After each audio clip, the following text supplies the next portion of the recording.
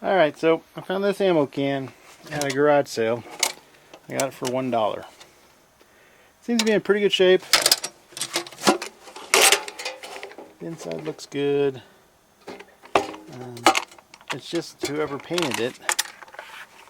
I don't know if you can see, but it's pretty rough. It's got drips and runs. So I thought I'd give this a better paint job.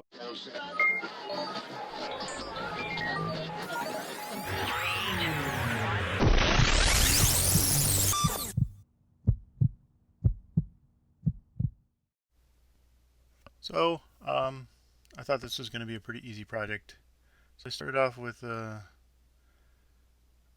my wire brush on a drill, and then I moved up to the sander, but the sander was getting all clogged up. They put on this yellow underneath the red way too thick. So I finally just decided to take it down to bare metal. So I got out the corded drill and cleaned it up with some mineral spirits to get the dust off. And then I applied 2 coats of primer. That's 2 really light coats of primer. I figured if you're going to paint, you gotta do the prep work. Otherwise, you end up with shoddy results. Yeah, so after the primer, I decided to use a base coat of Krylon Ultra Flat Khaki. It's sold as camo paint, and then I needed to make some digital stencils, so I used tacticalcamo.com/marpat./digi.php to print these out. It was fairly easy. I'd also like to mention that I found a Photoshop macro at tentaclejugendend.blogspot.com that looked pretty interesting. I may play with that later. So after cutting all these out, a nice big pile, I decided what I wanted to try to use was this Elmer's Craftbond Repositional glue stick. It's a glue stick, and you just put it on the back and then tape. It worked fairly well. Sometimes the corners wouldn't stick down, and I think I had a little problem with that. Then I had to wait for the wind to die down to put on the second coat, which was Krylon Forest Green. So I put on that coat, and then I let it dry for about 20 minutes to an hour. I wasn't really paying that much attention to the time. And then I put some more on, paying more attention to the spots that didn't already have a stencil, because that's going to be khaki. So yeah, I did the same thing. I put the glue on and then stuck it on there.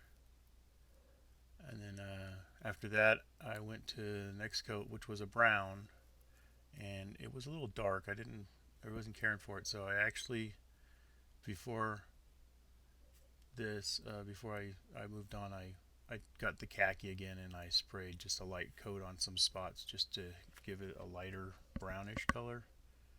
And then I peeled them off, and they came off pretty easy.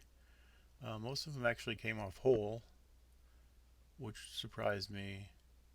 So I could probably reuse those stencils another time.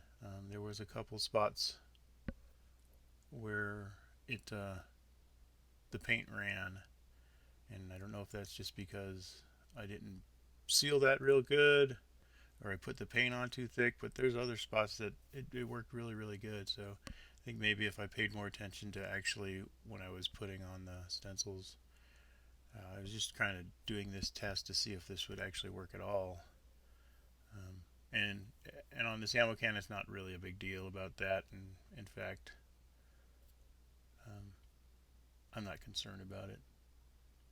I mean, the purpose of the camo is to camouflage it, and then the straight edges don't really help that. So So that's it. The paper stencils with the repositional glue works good enough right now for, you know, utility things like this ammo can. Maybe if you're just doing a project that you really don't care that much about the perfectly straight lines. And I think maybe the technique I use too. If I paid more attention to putting the glue on and making sure that those corners were sealed. And I didn't get to paint this for almost 24 hours after I put the first stencils on, and I didn't really go back and check and make sure they were sealed up. The second set of stencils seemed to work better as far as running, so I think maybe just a little more practice and I can get rid of most of those runs, and from a distance you can't see it anyway, so this is good enough for me. Oh yeah, and I tried to put my name there. It didn't work quite right. The O, yeah. Daughter says it makes it look like Mr. Druggy. But all right.